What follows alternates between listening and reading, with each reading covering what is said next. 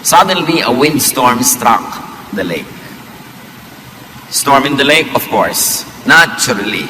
Lalo sa Sea of Galilee, yung mga bundok sa paligid nito na binubunggo ng mga hangin galing sa Mediterranean, tapos tumataas yung hangin pagkabunggo sa mga bundok, will meet with cold air, bagyo talaga. Agad, instantly, ang magiging resulta. And as fishermen, the disciples of Jesus knew that this could happen, and this always happened. Waves started splashing into the boat, and it was about to sink. It was about to sink, hindi started to sink.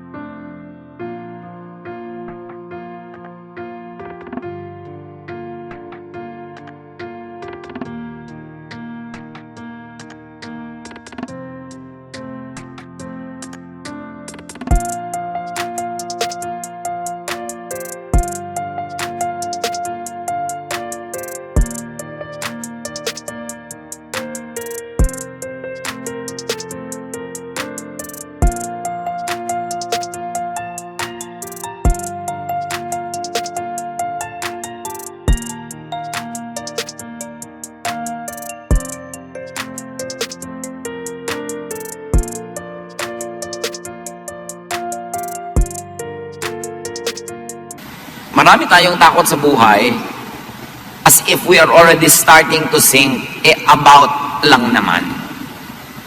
Dapat alam natin yung thin line between the two para hindi tayo nagpapanik.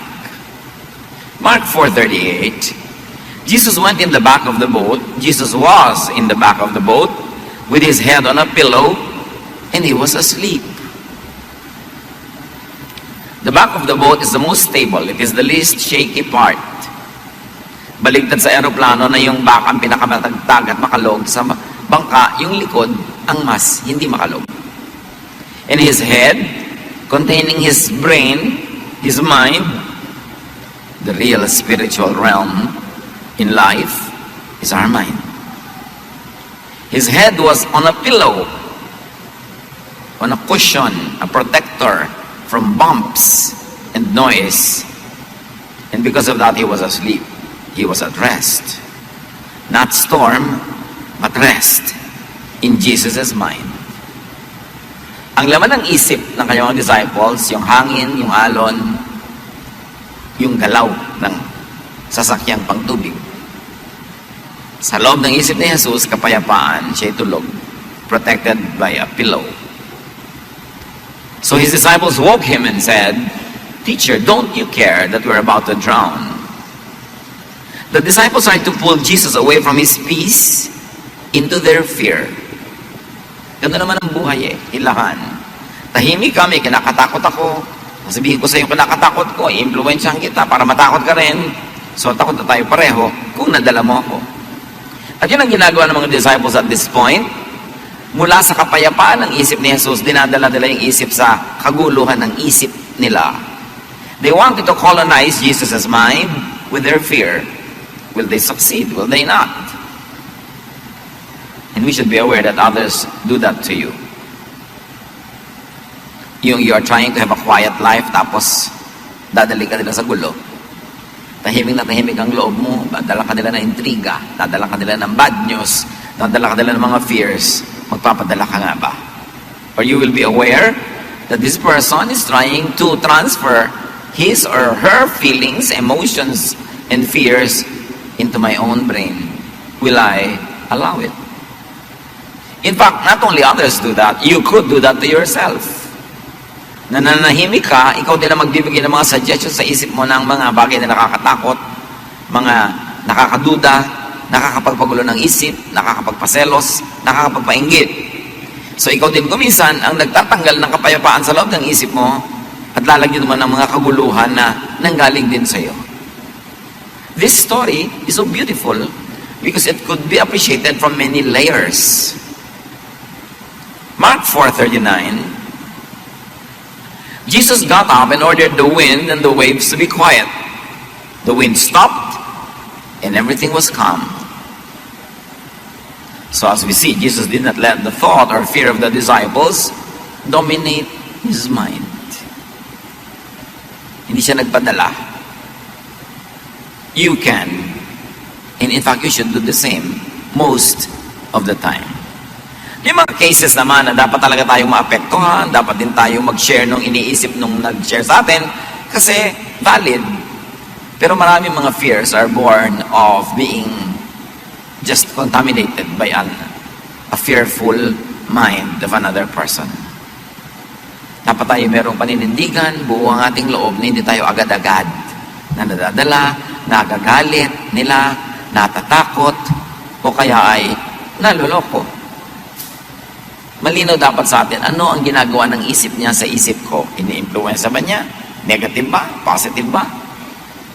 Dapat tayong aware. Mark 4:40, Jesus asked his disciples, "Why were you afraid? Don't you have any faith?" Faith is thought. So Jesus is saying fear is lack or absence of faith. Or fear is absence of faithful thought. Fear is really thought. At yung thought na itatanim, nabubunot sa ating isip, napapapasok, napapalabas, naiimbita, napapalayas, kung iisipin natin. You fear because you let fearful thought colonize your mind. Ang antidote ni Jesus, faith. You fear because you lack faith. So kung ano man ang ating mga kinakatakutan, isipin natin yon, dapat natin yon paalisin sa ating isip at palitan natin ang pananalig. Or palitan natin ang pananalig that leads to action. Natatakot ka magutom, edi palitan mo yung takot mo ng magtanim ka, magtrabaho ka para hindi ka magutom. Still, battle of thoughts. Because our mind is the real battleground. Pag kung nag-iisip ka as talunan, matatalo na rin yung buong buhay mo. Susunod ang katawan mo sa iniisip mo. If you have the mentality of a winner, you will win. If you have the mentality of a loser, you will lose. Because the battle happens in the mind. It is the real spiritual realm, where spiritual battle between good and bad, between all contrasting ideas, happen. Kaya pinakamahalaga binabantayan ng isip, binabantayan ng iniisip, binabantayan natin yung nagbibigay ng mga bulong-bulong sa tenga natin, ang mga nakikita ng ating mata, nararamdaman ng ating balat, ng ating katawan, kasi pwede niyang ma-influence ang ating isip. Nananahimik ka, biglang may isang dadaan na kaakit-akit, sumunod ka na, dahil sa isip mo, pumasok yung isang tukso, sumunod ang yung buong katawan, at mamaya yung buong buhay, at ang mga mahal mo sa buhay na sangkot sa iyo. It all begins with a thought. Mark 4:41. Now they were more afraid than ever and said to each other, "Who is this? Even the wind and the waves obey him." Dapat sana natahimik na sila nung napatahimik yung bagyo. Pero lalo pa rin silang natakot. These men choose to be always afraid. The same heat that melts the wax hardens the clay. So the same event that could have given them peace now gave them more worry and more fear. So it's really a choice. You can choose to be a warrior. You can choose to be always afraid, or you can make the other choice, the other extreme. So the disciples let and made more fear, not peace, park in their minds. What do you allow to park in your mind? Peace or fear? Trust or distrust in God? Worry, anxiety, jealousy, anger, lahat yan ay thoughts.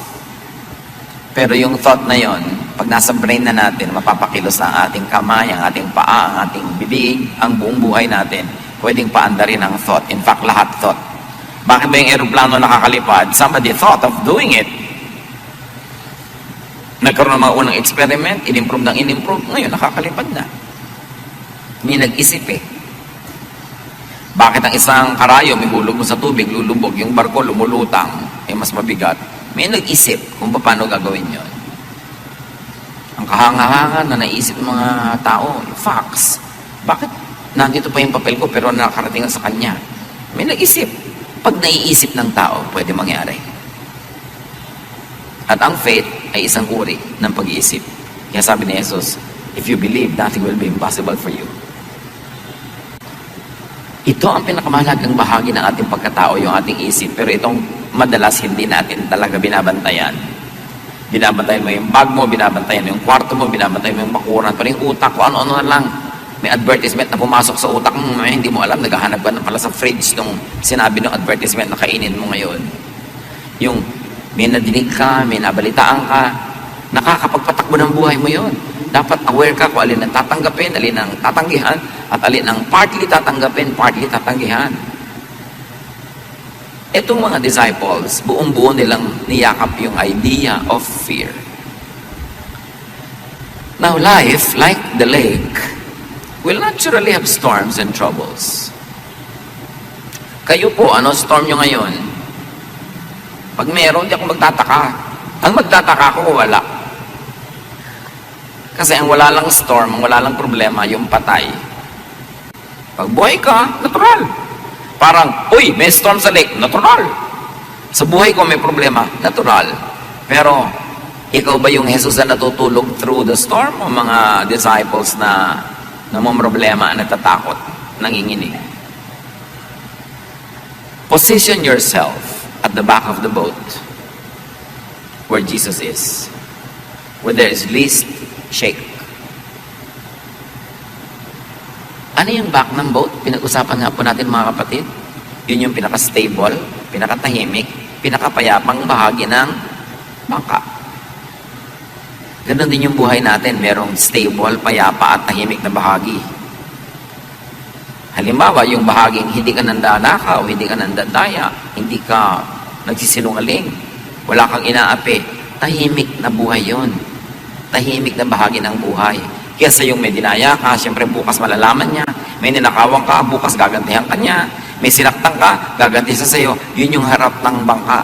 Yun yung makalog, magulo. Alam mo, may magulong buhay at may tahimik na buhay. Ang itinitinda mo, mga bawal na produkto, mga fake, magulong buhay yan. Huwag mo expect yan na magiging fear-free ang buhay mo. Kasi magulo yun eh. Yung nakikipagrelasyon ka, yung pala may asawa na siya. Alam mong magulo ang susuotin mo. Yung nagnanakaw ka ng credit ng iba, nagnanakaw ka ng ideya. Sa buhay na ito, pwede nating piliin kung doon tayo sa tahimik na lugar o sa magulo. May mga tao, chismisan at chismisan, doon ka pa makikiumpok. Alam mong gulo yung lugar na yon. Meron naman mga tao na nakikita mong napakahusay nila mamuhay, hindi sila nakikialam sa buhay ng iba, productive sila. Pag doon ka nakisalamuha, yun yung likod ng bangka, mas tahimik yun. Hindi ka masyadong maliligalig doon. Yung buhay na sobra kong makapaglustay. Pagkatapos, pag may pangangailangan, walang pera. Pag may sakit, walang pera. Pag kami namatayan, walang pera. Yun yung part ng bangka na magulo. Pero yung nagsisikap, kumikita, nag-iipon ng konti, kahit man lang, meron kang aasahan pag nangangailangan ka, hindi ka masyadong laging naliligalig. Mas stable. This boat is a very beautiful metaphor. So, saan tayo lumulugar sa buhay? Kadalasan, tayo ang naglagay sa atin doon sa gulo na yon, kaya magulo. Kundi lang dahil nadamay tayo, kasi may mahal tayo sa buhay na pumunta doon, siyempre nadadamay tayo. Dahil mahal natin siya, nadadala tayo niya sa kanyang gulo. It is important. The back of the boat is the mind of Jesus. It is the godly, spiritual world. It is the rock, not sand. Stable. Pwedeng asahan. Ang pamamaraan ni Jesus, yun yung back of the boat na tahimik. Yung pamamaraan niya na sinabi niya, forgive. Yun ang tahimik eh. Yung naghihiganti, magulo yun. Yung sinasabi niyang love people instead of hate them, yun ang tahimik. Yung sinasabi niya, hinihingi niya yung dala mo, bigyan mo pa, dagdagan mo pa, para matahimik siya, titigilan ka niya. Yun ang tahimik na pamamaraan. Hindi nag-aagawang kayo at nakikipag-agawang ka lagi. Yung sinasabi ni Jesus na, tumulong ka sa kapwa, kesa sa nanglalaman ka sa kapwa. Yun ang tahimik na paraan. That is the back of the boat. That is the mind of Jesus. That is the spiritual realm in which we should operate. And in life, we should benefit from and use all possible helpful positions. Like the back of the boat. Like, have pillows. Get help. Ano ba mga pillows ng buhay natin? Mga kaibigan, mga kasama natin na sinishield tayo from too much shake, from too much collision with other hard objects. Yung mga kaibigan mo na inilalayo ka sa gulo, pinapayuhan ka na maganda, tinuturuan ka, kaysa mga taong lagi ka nilang isinusuong sa gulo, pinapasok sa away, pinapahamak, hindi pilo yun, bato. Kaya pag nakapatong ang ulo mo sa bato, konting uga, nakakabukol ka na agad. At may mga tao sa paligid natin na pillows, may mga tao na bato, malalaking bato, na nakakabiyak ng ating mga bungo. So again, pipili ka, saan ka sa sandal, kanino ka sasama. It's a choice. Help and get helped. And then prepare for times of need. Yun yung back of the boat. A more secure portion and part of life is to be prepared for times of needs. Yung nagtatanim ka para kami anihin. Nag-iipon ka para may mag-gastos ka sa pangangailangan. Yung meron kang panggastos pa nagkasakit ka o may insurance ka man lang. Yan yung sinasabi dun sa Proverbs 31 na babaeng, she can laugh at the days to come. Pag may dumating na problema, hindi takot ang nararamdaman niya, kundi a feeling of security. Dahil handa siya. She can laugh at troubles dahil handa siya. May mga bagyo na dapat tinutulugan lang. Tulad ng ginawa ni Jesus sa bagyo na ito. Hindi lahat ng bagyo pinapatulan. Hindi lahat ng problema siniseryoso. Hindi lahat ng away sinasalihan. Hindi lahat ng argumento dapat ka manalo. Para kang malaking eroplano, hindi ka humihintod bumababa sa bawat maliit na airport. And if you are transcontinental train, you don't stop at every station. Para sa buhay na ito, ma-maximize mga kapatid ang kapayapaan sa buhay, huwag niyong patulan ng lahat ng bagyo. May mga bagyo na, ano lang naman eh, yung para kang lulubog pero hindi naman, so huwag kang magpanik. May mga problema na hindi niyo pwedeng isolve agad, tulugan niyo muna. Nag-aaway kayo mag-asawa? Pareho kayong gusto manalo, tulugan niyo muna yan. Kasi pag napahinga na kayo, nakakain, lumamig ang ulo, hindi na si Mr. o si Mrs. ang mananalo, kundi yung katwiran. Sino man ang may hawak ng katwiran na yon. Meron kayong problema, hindi nyo alam ang gagawin nyo, walang solusyon, tulugan nyo. Huwag niyong piliting hanapan ng solusyon, tapos gagawa kayo ng hakbang, na mamaya pagsisisihan nyo kasi mali pala. Pag wala kayong alam na dapat gawin, edi wala kayo dapat gawin, kasi wala pala kayong alam eh. Pastor, ano pong gagawin ko sa problema ko? Eh, ano nga ba iniisip mong gagawin? Wala po akong maisip. Eh, matulog ka muna. Nakakamatay ba yung problema mo ngayon mismo? Hindi po naman po. Hindi naman pala eh. Matulog ka na muna. Magpahinga ka. Parang nung araw na nagka-counsel pa ako sa telepono, sa landline, na itinigil ko, salamat na lang. Magre-ring ang telepono, no? Alam niyo naman ako, nung bagong pastor ko, talagang all mind to give. Naisip ko, ay, 2 taon lang mauubusan ako, dapat pala hindi. I should keep something. 2:00 ng umaga, may tatawag, Pastor, napakalaki po na problema ko. Ano yun? Ang asawa ko po, 7 taon nang nagtataksil. Sister, 7 taon na pala, bakit di natin bukas na pag-usapan? Hindi naman makakahintay ito na bukas, eh, nakaka-7 taon na pala, bakit mo ako ginigising? Ganun po ba? Oo, ganun nga. Tumawag ka bukas. Hindi ka naman mamamatay ngayong gabi, di ba? Hindi naman po. Ayun naman pala, patulugin mo ako. Pangit ako magpayo pag puyat. So, ganun. Mga kapatid, may mga problemang itulog nyo. Galit na galit ka sa asawa mo, sa anak mo, pero it's not the time to talk. Bukas na. Pwede next week na. Itulog nyo yan. Tulad ng ginawa ni Jesus. Huwag nyo siyadong seryosin. You will survive. At kung namatay tayo, di namatay ka. It happens only once. Hindi naman nagpapaulit-ulit mamatay ang tao, once lang. So, pero pag lagi mong ini-imagine, lagi mong kinakatakutan, parang maraming beses tuloy nangyayari. Pero minsan lang yun. Saglit lang malagutan ng hininga ang tao. And that is the ultimate thing that could happen to anybody. And yet even that could happen so quickly. So, dapat hindi fear. Lalo kung walang solusyon, hindi problema. Napakalaki po ng problema ko. Kung naisip mo na ba lahat ang pwede na solusyon? Wala pong solusyon. Naisip ko na lahat. Hindi mong problemahin. Pag walang solusyon, hindi problema. Huwag mong problemahin. Ano pang tawag doon? Yan ang buhay. Tanggapin mo. Manahimik ka and enjoy other things in life. There are things you just have to embrace because you cannot get rid of them. Kasi ang definition ng problema, may solusyon na katapat. Parang anumang imbornal, may langit pa rin katapat yan. Ngayon, kung wala siyang katapat, wala siya. Huwag niyong problemahin ang walang solusyon. Tanggapin niyo na lang, luluwag pa inyong buhay, and make the most out of it. Stop complaining and stop being afraid. This story tells us that there will be moments when the boat seems to be about to sink. Observe if it is really sinking. If it has begun to sink. If not, do not overreact. Do not be overcome by fear. Sabi nga ng Desiderata, most fears are born of imaginings. At maraming guni-guni na nalilikha ang puyat, pagod at gutom. Kaya dapat nga itulog ipahinga. Huwag magpapasya pag takot na takot, galit na galit, o very, very emotional. Kasi pag naiba yung emotion, maaaring pagsisihan nyo ang inyong pasya. Iba ang lungkot pag nagising ka ng alas 2 ng umaga. Lalo't ikaw lang ang gising. Pero iba naman yung kung nagising ka ng 6, 7, iba na uli yun. Panapanahon lang yan. You know what is important? Is to survive the moment.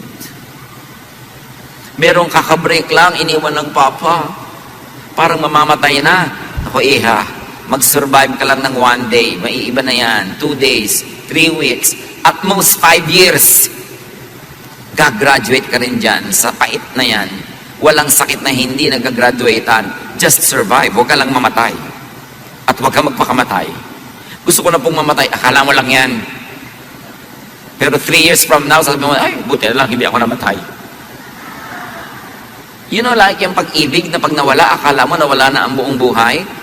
Love, romantic love is just a habit. It is a learned behavior. And whatever is learned can be unlearned. Natutunan mong mahalin, matututunan mo rin limutin.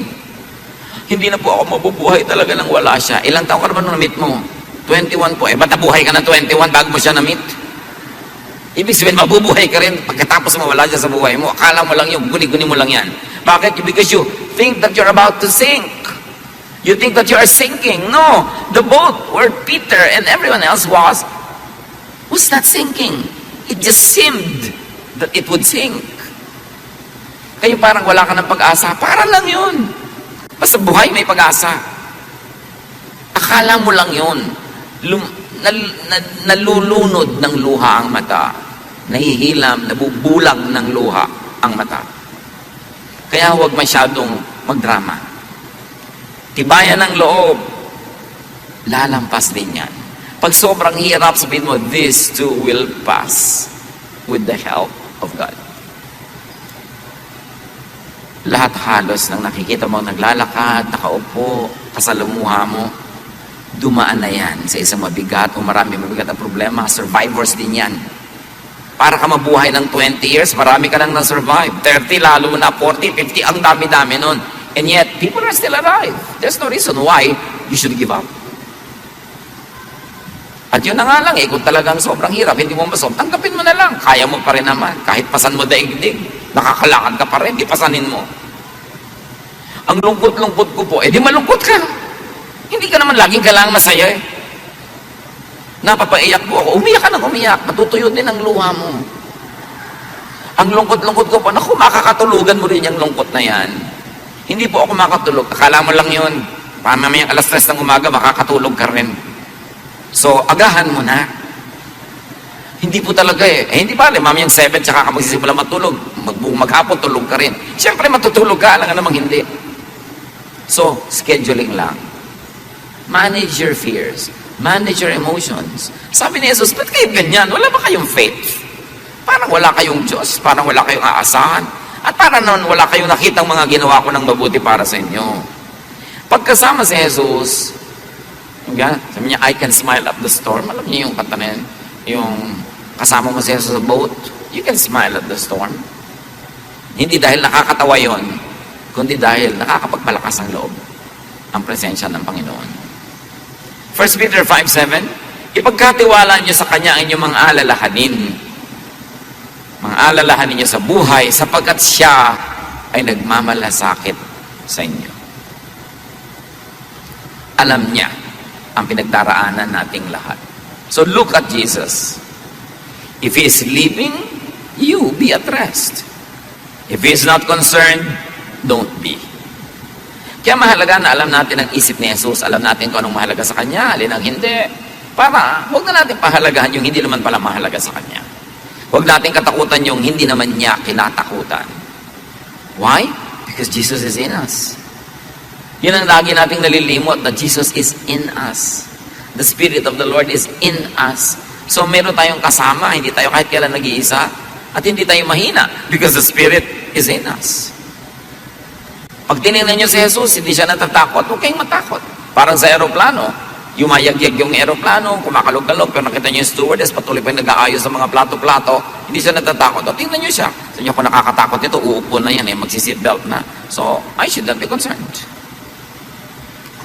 Ikaw takot na takot, siya hindi.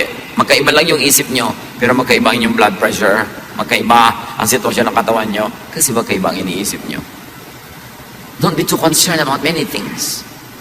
Know what the basics are, and if the basics are there, be happy with all the other things, whether they are there or not. Sabi ng Panginoon kay Martha sa Luke 10:41, Martha, you are worried and upset about many things, but few things are needed. Or, indeed, only one is needed. The storm outside cannot enter if the mind is filled with faith. Nakakapasok ang takot kasi may space na dapat sana ang laman nun, faith. The law of impenetrability says only one thing occupies one place at one time. So kung puno ka ng faith, walang space yung fear. Inversely proportionate yan. The more faith, the less fear. The more fear means less faith. So fill your mind with Jesusness, with the thoughts, teachings, assurances of Jesus. And do not leave room for the devil, which in this case means negative thought or fear. Hindi laging may dalang malaking tinidor yung devil at hindi laging siyang mayroong buntot at mga sungay. Negative thought could be the devil. Hebrews 12:2, we must keep our eyes on Jesus, who leads us and makes our faith complete. In Ephesians 4:26-27, do not give the devil a foothold. Huwag ninyong bigyan ng pagkakataon ang dyablo. Huwag ninyong bigyan ng pagkakataon kayo, bigyan ng takot, bigyan ng galit, bigyan ng inggit, bigyan ng selos. Don't give the thought a chance. Reject it. You can say no. Sabi sa Bible, resist the devil and he will flee from you. Just say no. I don't like this thought. Get away from me. Don't entertain. And like we saw in the story, change the weather in the lake with your faith. You can change the weather in the lake with faith. Luke 10:17, when the 72 followers returned, they were excited and said, Lord, even the demons obeyed when we spoke in your name. Pati mga dyablo kinakatakutan nila, uutusan nila sa pangalan ni Jesus. Sa pananalig, walang imposible. At hindi laging salita lang, in the name of Jesus, in the name of Jesus. No. Yung storm sa lake mo is poverty. Hindi mo sasabihin, in the name of Jesus, lumayas ka poverty. No. Follow the teachings of Jesus. Plant. So you will harvest. And that is faith at work. Gusto mo tumahimik ang buhay mo, sundan mo si Jesus. Forgive. Make peace with people. And then your lake will be quiet. Metaphor yan eh. Sagisag, simbolo. Dapat basahin ang mas malalalim na kahulugan. Apply the Jesus way and you can quiet the storm around you. And these are emotional storms, mental storms, interrelationship storms, Pag sinunod mo si Jesus dahil nananalig ka sa Kanya, you can have the power of Jesus to quiet the storm. Or change the weather in your mind with your faith. So you can change the weather outside, or you can change the weather inside your brain with your faith. Na talagang may bagyo, pero hindi ka pa rin natatakot, nagtitiwala ka. May mga kung ano-anong iniisip tayong pwede mangyari sa buhay, pero yung pagtitiwala mo ang nananaig, hindi yung takot. So pwede mong alisin yung bagyo kung papalitan mo ang paraan na yung pag-iisip. May bagyo sa labas ng isip, physical, at may bagyong nasa isip. Mas madaliin mo kontrol, basta alam mo magdisiplina ng iyong isip. Romans 12:2, be changed by the renewing of your mind. Ang pagbabago is sa pagbabago ng isip. So kayo ba matatakotin? Ano sa mga thought habits nyo ang nagbibigay ng ganyan? Tayo ba ay nervyoso? Tayo ba ay inggitero? Puro pag-iisip yan. Kailangan makontrol nyo ang inyong isip para hindi kayo dalhin sa bagyo. Observe from Jesus and the disciples that peace and trouble are both in the mind. Romans 8:6, the mind governed by the flesh is death, but the mind governed by the Spirit is life and peace. So let the Spirit govern your mind. Watch your mind, watch your thoughts. Binabantayan yan kasi dadalhin yan tayo kung saan. Dadalhin niya tayo sa harap ng bangka o sa likod. Dadalhin niya tayo sa bagyo o sa tahimik at payapang panahon. Teach, train, and discipline your mind to have faith in God and not fear. 2 Timothy 1:7, sapagkat ang Espiritong ibinibigay sa atin ng Diyos ay hindi Espiritu ng kahinaan ng loob, kundi Espiritu ng kapangyarihan. Nasa Panginoon ka, you must have the spirit of a victor, a winner, a champion. Hindi yung para kang lagi na lang kailangan ligtas, kailangan tulungan, kailangan kaawaan, kahabagan. That's the spirit of a loser. At hindi yan bagay sa mga anak ng Diyos. Teach, train, and discipline your mind to think like the mind of Jesus. Pag ginawa ng masama, nagpapatawad. Pagka tinatakot, hindi natatakot. Laging nagbibigay ng kabutihan. Kasi kung anong itinatanim mo, yun ang anihin mo. Colossians 3:15, let the peace of Christ rule in your hearts. So ang sinasabi ng panalangin, thy kingdom come. Pagharian niyo po ako sa aking puso, which technically is really sa aking brain. That you are the temple of the Holy Spirit. So ano ba yung ibig sabihin na temple ka ng Holy Spirit? Ang nakatira, Holy Spirit, hindi Diablo. So dapat payapa ka. At sinasabi pa, Christ lives in me. And if it is Christ who lives in you, you are the temple of the Holy Spirit, the kingdom comes into you, it could lead to nothing but peace. In spite of the storm. Hindi because there's no storm. Laging may storm. But peace in spite of. Kahit na sa kabila ng katotohanan may bagyo, payapa ka. Kabila ng katotohanan na pinagtaksilan ka ng isang taong pinagtitiwalaan mo, nasasaktan ka sa pangibabaw, pero sa kaloob-looban, may kapayapaan ka nagmumula sa Diyos.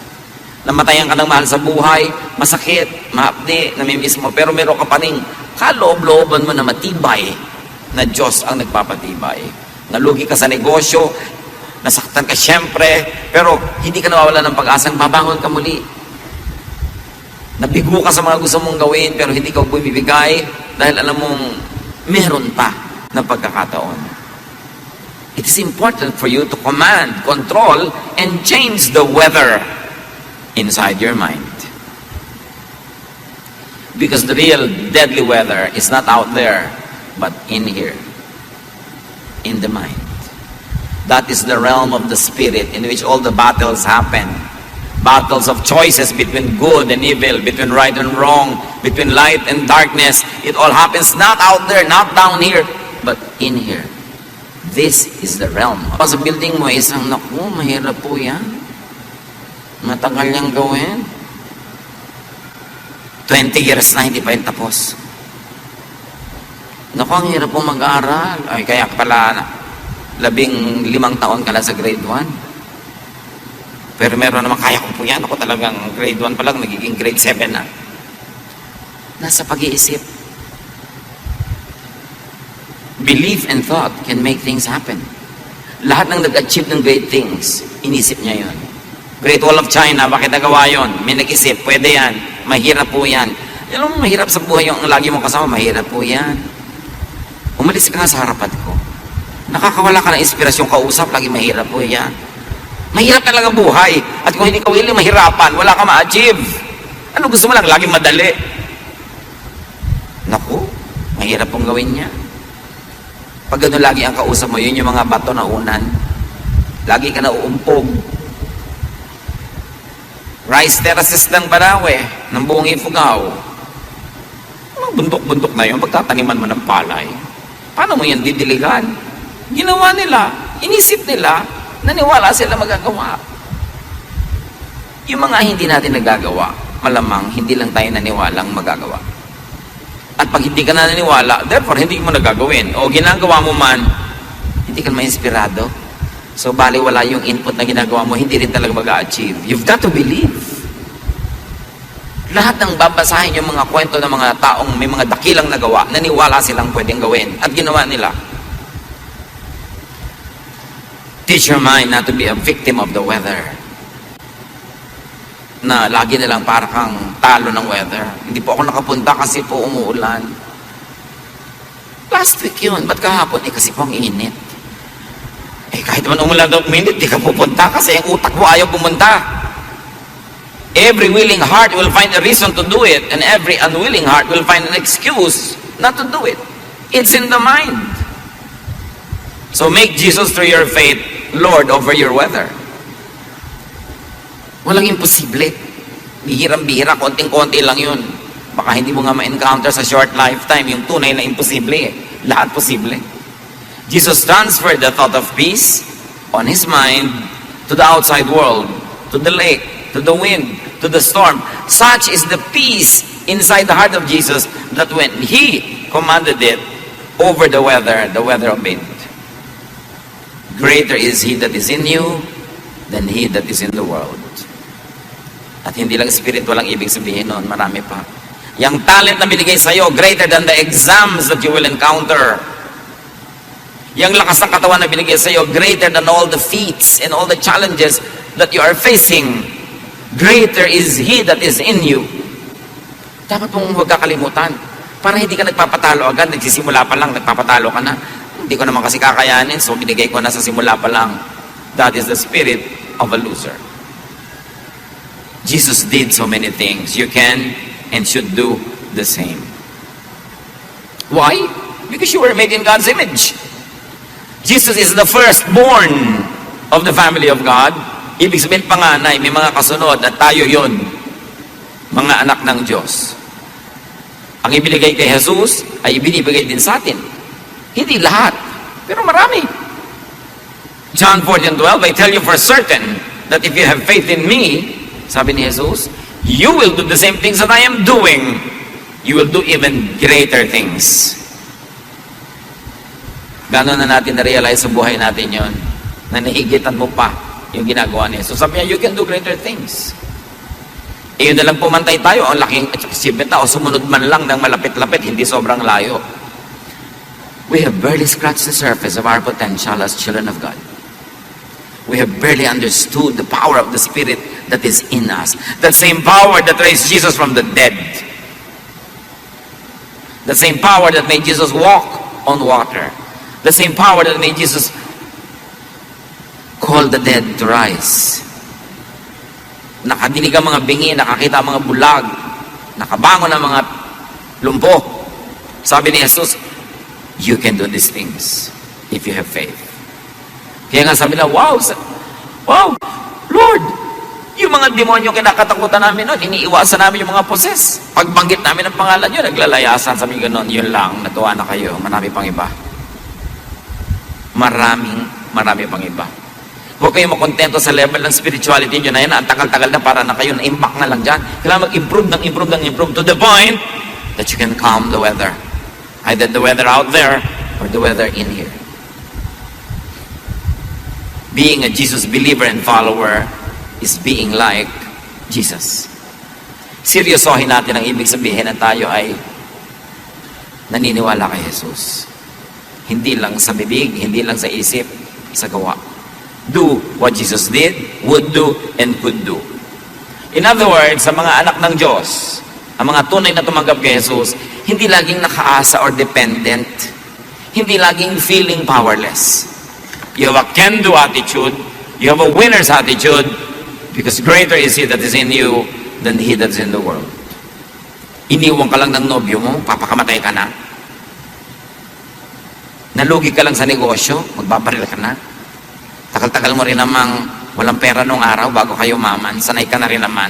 Reviewin mo na lang muna. Tapos, magpayaman ka ulit. The end of a dream is not the end of the world. The end of a relationship is not the end of the world. There's no end. Because the beginning and the end is in us. The Alpha and the Omega. Eternity and eternal life is in us. Don't be limited by tiny dots in a line because a line is infinite. Huwag tayo nagpapakulong sa mga momentary failures, emotions, sicknesses, pain. Lahat yan, lilipas din. Just survive it. Hold on to God. Do what you can do, and when you don't know what to do, don't do anything. Be still and know that I am God. Sabi ng Panginoon. And as we already know, it is mind over matter. So spirit over the body. The spiritual world over the physical world. Mark 11:24. Everything you ask for in prayer will be yours if only you have faith. So kahit kupraso yung faith mo, kahit hindi ka mag-pray, kikilos na yon. Kaya pray ka ng pray, wala ka namang faith, wala rin mangyayari. Have the mind and thought of Jesus through mental focus, practice, and discipline. That's why meditation is important. It is the most underdeveloped aspect of our spirituality. Meditation changes the mind. Meditation drives the mind and the thought that is produced in the mind. Meditation is our way to connecting to the power of God. Pero gano'ng karami sa atin nag-meditate, nag-iisip, nananahimik before the Lord. No wonder, sobrang konti yung power. Laging i-describe ang Panginoon and wake up in the morning, so early in the morning, He would go to a quiet place and be alone with God. He would go up a mountain and pray by Himself into the night and be alone with God. Our aloneness with God could be the greatest secret to spiritual power. Yan ang dapat nating i-develop. Our meditation life. Meditative, complete. That you always contemplate. That you have a contemplative lifestyle. Na bago ka magde-decide, nananahimik ka muna. Kahit hindi ka magdasal at magsalita, nananahimik ka lang at madidinig mo ang tinig ng Diyos. Sobrang nang nawala sa buhay natin yung pananahimik. Pagbubulay-bulay, pagninilay-nilay, pag-iisip-isip. Lahat na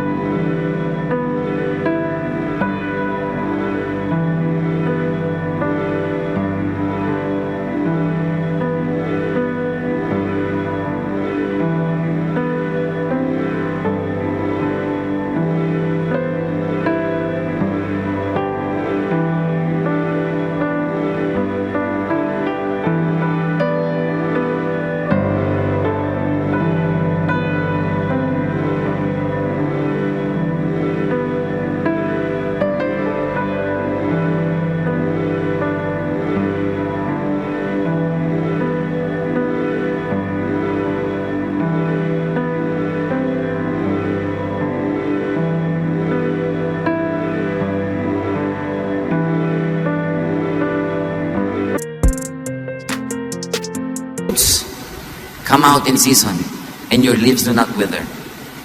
It is important to be planted by streams of water. And the stream of water is meditation and prayer. To be nourished by God. So that our spirit is strengthened Dapat matibay ang spirit dahil maraming bagyo ang mundo. Hindi nakakapagtaka. Romans 12:2, let God change the way you think. Then you will know how to do everything that is good and pleasing to Him. What is your storm? What do you think about your storm? Because what you think about your storm will define your life now. Pag inisip mo may solusyon ito, I will hang on and find it. May panalo dito kasi kakampi ko si Jesus. Then you will win. I will survive this. Then you will survive. Pero pag nagpatalo ka, nagpahina ka ng loob, the devil will take the opportunity and drag you down. That's why don't give the devil a space in your mind. Fill it with Jesus. Fill it with faith and hope and love. Dear Lord, teach us. Teach us to discipline our minds and thoughts so that in our minds, your will be realized. Pag bulay-bulayan natin makahulugan